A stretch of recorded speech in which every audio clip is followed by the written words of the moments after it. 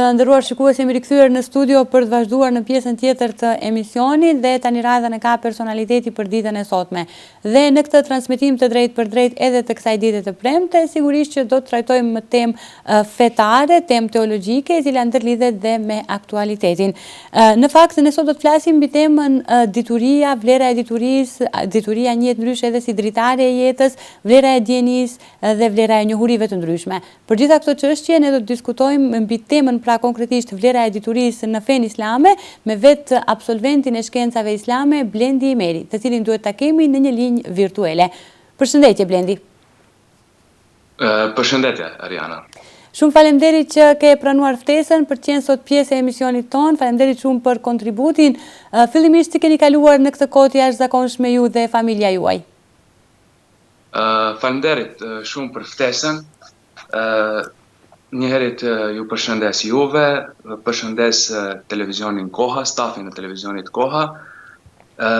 Ne kemi kaluar, do thot, gjendemi në një kohë me të vërtet të rëndë, kohë, mund t'i them kohë jashtëzakonshme, kohë pandemie, dhe është mëse e vërtet se kjo situatë, kjo katrahur nuk ka kapluar vetëm shtetin ton, vetëm neve, por e ka kapluar gjithë botën, gjithë globin, dhe mendoj se edhe unë si gjithë tjere si një qytetar i rëndom, në këtë kohë kam qëndruar në shtëpi, pranë të afërmëve të mi, dhe jam munduar që këtë kohë ta shfrytëzoj duke lexuar, po njëherët edhe kemi mbajtur edhe me që jam edhe në përfundim në prag të diplomimit, kemi mbajtur edhe ligjëratat online dhe kështu ka qenë një ditë e përditshme e imja, po lut Zotin e fuqiplot që sa më shpejt ta kalojmë këtë situatë dhe t'i kthehemi në jetës normale,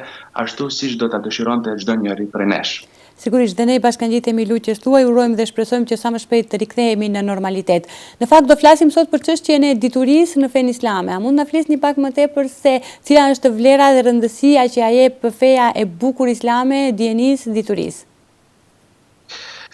Bismillahirrahmanirrahim, në emër të Allahut, mëshiruesit, mëshirbërësit.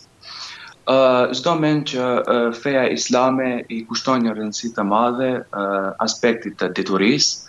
Dhe me këtë rast duhet të cek se në lidhje me këtë temë kemi shumë ajete kuranore dhe hadithe të profetit Muhamedit a.s. të cilat flasin në lidhje me këtë temë, gjithsesi në lidhje me diturinë.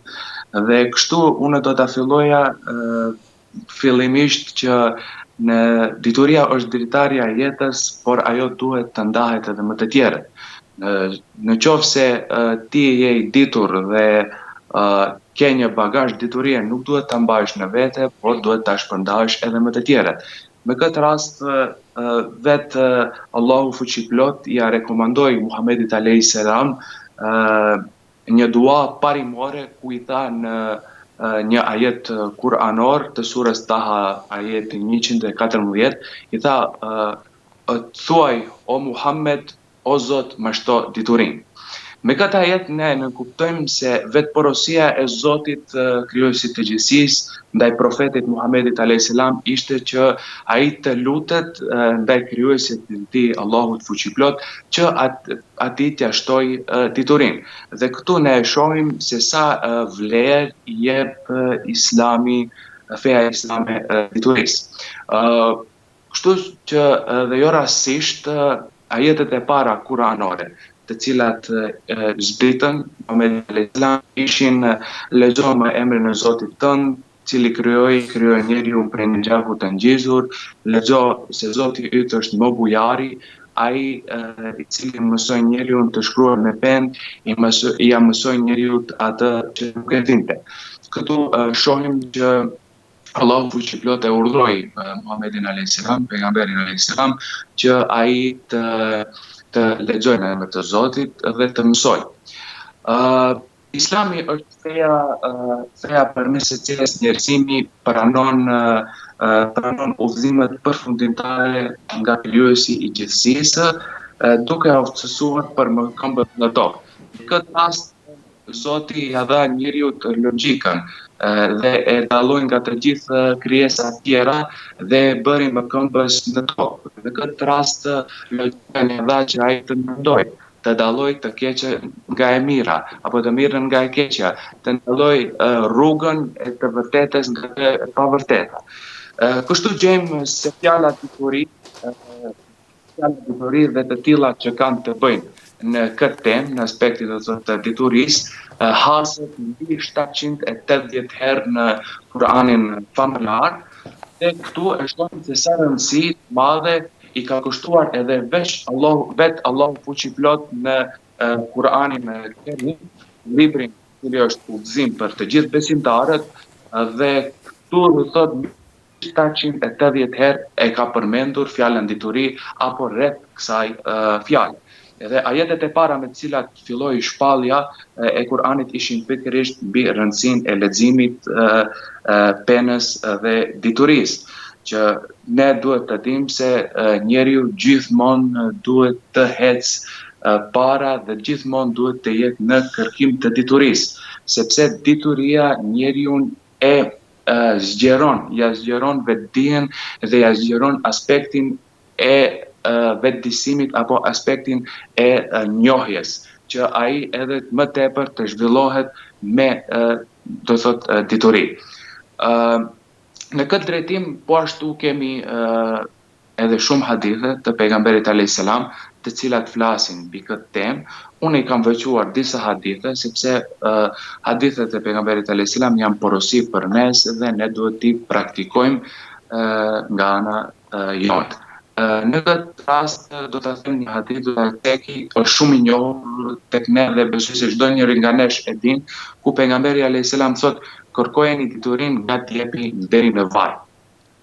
Këtu ne kuptojmë se nuk njeriu besimtari nuk duhet ndalu, po e ka prej fillimit e deri në fund, do thotë e ka fjalën prej se fillon duke mësuar gjërat e para, fjalët e para, mësimet e para, e deri në lëshimin e kësaj bote, mund të them, apo që çdo njeri prej nesh do ta shijojë vdekjen, deri në atë moment njeriu duhet të jetë i lidhur ngushtë me diturinë. Po ashtu kemi edhe një hadith tjetër të pejgamberit alayhis salam, ku pejgamberi alayhis salam thotë ngjyra e pendes së dietarit do të peshon me gjakun e dëshmorëve në ditën e ringjalljes, dhe pastaj ngjyra e pendes së dietarit do të parapëlqehet më shumë se gjaku i dëshmorëve. Këtu shohim se do të thotë vetë feja islame apo vetë Allahu fuqiplot e krahason me një, thotë se gjaku i dëshmorit ka një vlerë të madhe, se ai që i cili ka rënë dëshmor ka rënë në rrugën e lirisë, ka rënë në rrugën e paqes, ka rënë në rrugën e të gjejtë të vërtetën. Dhe në këtë rast edhe ngjyra e pendes së dietarit ka një vlerë të madhe, se ai i cili lëshon, do thotë jep dituri edhe për tjerët, studion dhe nëpërmjet kësaj shpërndan dituri, ai çdo mend edhe që do të shpërblet shumë nga ana e Allahut fuqiplot. Sipas fesë islame, respektivisht do thotë Kur'anit famëlar dhe sunetit të Muhamedit alayhis salam apo haditheve të Muhamedit alayhis salam, shihet se rëndësia e shkencës njihet prej dy aspekteve themelore. Aspekti i parë është roli i shkencës në njohjen e Allahut fuqiplotë, dhe e dyta është roli i shkencës në zhvillimin e shoqërisë islame. Në këto di aspekte, sa i bisedohet aspektit të parë, roli i shkencës në njohjen e Allahut fuqiplot, ne nëpërmjet shkencës çdo mend se njohim edhe lartmadhërinë e Zotit, që ai krijoi çdo gjë, të cilën ne posedojmë. Dhe me këtë rast dua të them se nëpërmjet shkencës shumë njerëz e kanë njohur krijuesin e gjithësisë, Allahun fuqiplot. Po e dita është roli i shkencës në zhvillimin e shoqërisë islame, këtu dua të them që edhe shkenca, edhe feja islame jep një rol të rëndësishëm shkencës në zhvillimin e shoqërisë, në civilizimin, në kulturën dhe unë dua të potencoj dhe ndjem krenar se kulmi i arritjes shkencore në fillimet e veta do thotë ka qenë në lindje. Zhvillimi i shkencës, zhvillimi i teknologjisë vjen nga lindja dhe ne duhet bëhemi krenar. Prandaj dhe feja jonë kërkon që ne të jemi krenar fejes të cilës ne i takojmë fejes islame. Dhe sipas do ta cek edhe një ajet kuranor ku Allahu fuqiplot thotë: O ju njerëz, unë jam i dërguar i Allahut tek të gjithë ju. Ne nuk të dërguam ndryshe vetëm se për të gjithë njerëzit si harriqtar dhe paralajmërues. Këtu Allahu fuqiplot i thot Muhamedit alayhis salam që t'i porosit njerëzit se është i dërguar për gjithë njerëzimin. Nuk është i dërguar vetëm për një popull, për një fis, por është i dërguar si pejgamber i fundit për gjithë njerëzimin. Ai zbriti, do thotë, Kur'anin, libër udhërëfies dhe ne gjithmonë duhet i referohemi librit të Zotit, do thotë Kur'anit adhimushan, por gjithsesi duhet marrim edhe mësime të tjera, mësime në aspektin fetar, mësime në aspektin shkencor, mësime në aspektet të tjera, thotë njeriu duhet sa më shumë lexon, sa më shumë mëson, aq më tepër i hapet edhe horizonti i diturisë së tij. Sigurisht, po. Do flasim pak edhe në lidhje me çështjen e qëllimeve, pra cilat janë qëllimet e islamit rreth diturisë në aspektin shoqëror. Edhe pse pak më herët theksove disa pika, por besoj më në detaje do të përmbledhemi në këtë pjesë. Cilat janë domethënë ato qëllime të islamit realisht rreth diturisë në aspektin shoqëror? Po, sigurisht feja islame synon, do thotë qëllime ndryshme ndaj personalitetit të njerëzit dhe qëllimi i islamit është të krijojë një shoqëri monoteiste ku fjala Zot është më e larta, ku fjala do thotë ku ne duhet ta dimë se Zoti është mbi të gjitha, Zoti është krijues dhe prej lart do thotë fillon te poshtë, si mund t'i themi.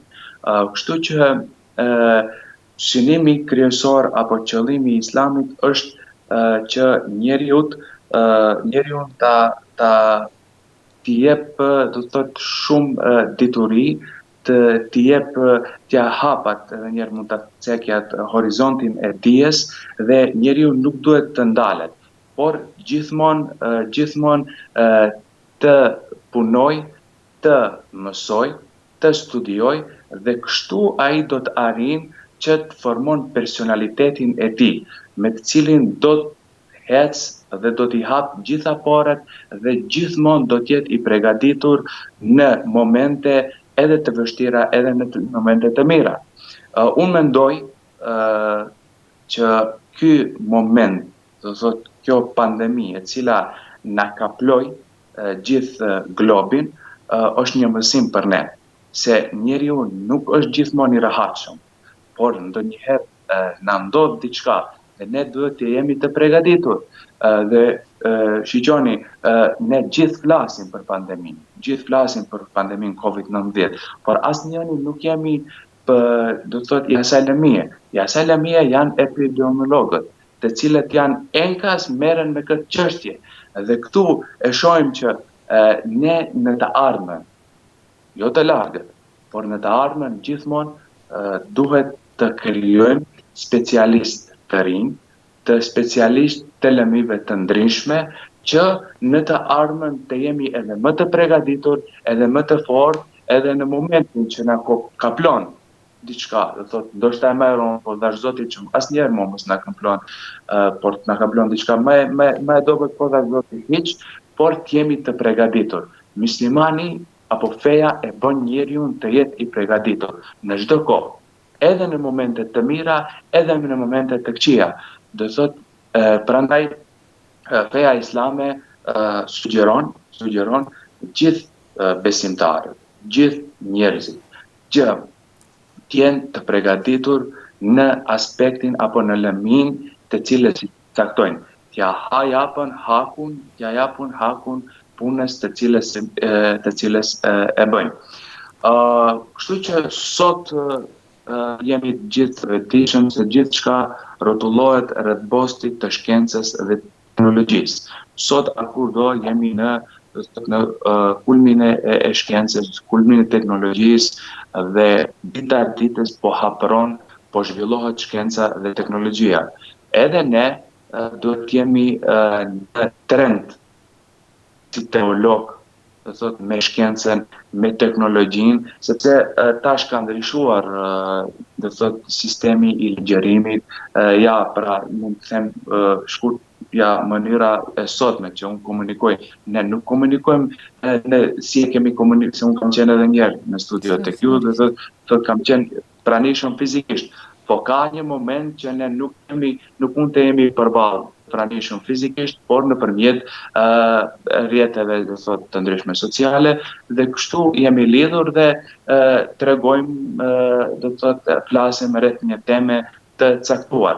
Edhe në këtë rast ne duhet jemi në hapa me teknologjinë, hapa me shkencën, të mos ndalemi, por gjithnjë të studiojmë, gjithnjë të mësojmë. Unë dua të sugjeroj, do thotë gjithë shokët e mi, miqtë e mi, dashamirët, vëllezërit dhe motrat, që çdo njeri prej nesh të jetë i vetëdijshëm, që në këto momente, cilat ne i kalojmë, sot janë momente të rënda. Inshallah, Allahu fuqiplot t'i bën këto momente pastrim për ne, pastrim të mëkateve, dhe dhash Zotit që kjo periudhë të ndryshojë. Prandaj që të jemi të pavarur dhe të mbështetemi në forcat tona, ne politika islame duhet të sigurojë të gjithë mundësitë shkencore dhe teknologjike që janë thelbësore për vetë mjaftueshmërinë dhe pavarësinë e njeriu. Njeriu do të thotë duhet të jetë i përgatitur. Kjo kërkon një përgatitje të specialistëve në nivel më të lartë në çdo fushë të rëndësishme. Jo vetëm në një fushë, por vetë Kurani apo vetë feja neve na urdhëron, na sugjeron që ne të jemi të përgatitur në çdo fushë të cilës i cekemi dhe të mburemi me atë të cilën e punojmë. Një hadith i profetit Muhammedit alayhi salatu wassalam, Allahu qoftë razim, në këtë rast thot padyshim e keqja e të gjithë të këqijave janë dietarët e ligë dhe e mira e të gjithë të mirave janë dietarët e mirë. Thot një dietar i cili e thret, unë nuk e mendoj se është dietar, e thret veten se është dietar dhe jep këshilla, jep rekomandime, jep dituri të jo sinqert, jo adekuate, i cili nuk përgënjështrohet në petkun e dietarit, prej atij nuk ka të mirë, po pritet e keqja. Ndërsa nga një dietar i mirë, i cili është i veshur me petkun e të mirës dhe është i përgatitur dhe jep, do të thotë, sugjerime, jep fetva, si i themi, jep dituri të mirë, nga ai ka hikmete dhe nga ai ka urtësi. Duhet theksuar se me gjithë rëndësinë që ka mësimi i shkencës dhe teknologjisë, ato nuk konsiderohen të mjaftueshme tek, do të thotë, mjaftueshme në vetveten e vetë muslimanit. Dhe duhet përveç se të ngrisë standardin e tyre në fushën apo në lëmin të cilën i përket, fushën materiale dhe shkencore, të kenë besim të fortë dhe të ndjekin parimet fetare për të përmbushur qëllimet e tyre. Prandaj edhe vendet islame duhet të krijojnë qendra shkencore, qendra për të zhvilluar për të zhvilluar kjo shkencë, kjo teknologji dhe kërkimet shkencore më konkretisht, dhe duhet të përgatiten edhe një herë të them si që ka më parë, edhe specialistë të fushave të ndryshme me të cilat ata edhe do t'u japin dituri të tjerëve. Në këtë përpjekje mund të them edhe vetë fakultetit të cilit i takoj, Fakultetit të Shkencave Islame, ne kemi marrë bazat themelore. Po çdo mend që ne nuk duhet të ndalemi, edhe po e kryetëm Fakultetin e Shkencave Islame, fakulteti të jep një kahje, të sugjeron, të jep ata, si të them, ata degët, ata mënyrat, udhëtimet me cilat ti do të kapësh, do të udhëtosh, por gjithnjë duhet mësuar, duhet lexuar, gjithnjë duhet të studiohet dhe të mos ndalet. Ky rrugtim është një rrugtim që nuk ka fund. Unë mund të them që jetë më të begatë dhe më të mirë, besoj se edhe ti Ariana ke patë në jetën studentore nuk ka. Po unë edhe më parë, kam filluar qysh më herët, edhe në shkollë të mesme, jam drejtuar në medresen i Sabeu, edhe 4 vite në medrese, dhe 4 vite në fakultet, është një periudhë e gjatë. Por, them edhe një herë, që jetë më të begatë se nuk besoj si do të kem, por dash Zoti që ne edhe në të ardhmen të pregaditemi dhe të kemi çfarë tu servojmë njerëzve. Kemi çfarë tu japëm, do të thotë dituri njerëzve. Kjo rrugë nuk ka. Vetë dituria gjithmonë kur ceket, njeriu mendon çfarë të mëson. Njeriu mendon se gjithmonë kur mëson, edhe diçka që e mëson, ai e merr për vete, por edhe e shpërndan për tjerët. Dhe çdo send të cilën njeriu e mëson, ai send do ta hecë gjatë gjithë jetës, dhe kështu që një porosi të shkurtë unë do ta thosha që ne si popull jemi të vetëdijshëm që pa shkollim, pa avancim nuk ka rrugë perspektivë. Evropa po ecë në hapa të sigurta, po edhe në hapa të shpejta. Edhe vendet tjera. Edhe ne duhet të marrim model, dhe thotë që çdo njeri prej nesh që jemi të ri, të sapo diplomuar apo në prag të diplomimit, të përgatitemi për lëmit të ndryshme të cilat ne i kemi marrë amanet përsipër, që të japëm hakun asaj pune të cilës do t'ja bëjmë. Sigurisht. Blendi, ne të falenderojmë shumë për gjitha këto informacione dhe njohuri që kishin të bëjnë mbi temën e diturisë. Lutim Zotin që të tashtoj diturinë ty dhe të gjithë kolegëve tu që tani më duhet të diplomoni, jeni në prag, domethënë të vetë diplomimit. Urojmë që në të ardhmen, pasi të tekalohet të gjithë kjo gjendje, të ju kemi sërish nëpër studiot tona me tema të tjera fetare. Faleminderit shumë për kontributin. Faleminderit edhe për kohën tuaj, faleminderit shumë. Të nderuar shikues, pra ishte kjo pjesa me personalitetin për ditën e sotme, kurse ju vazhdoni të qëndroni dhe më tutje me programin ton, pason bloku i fundit publicitar.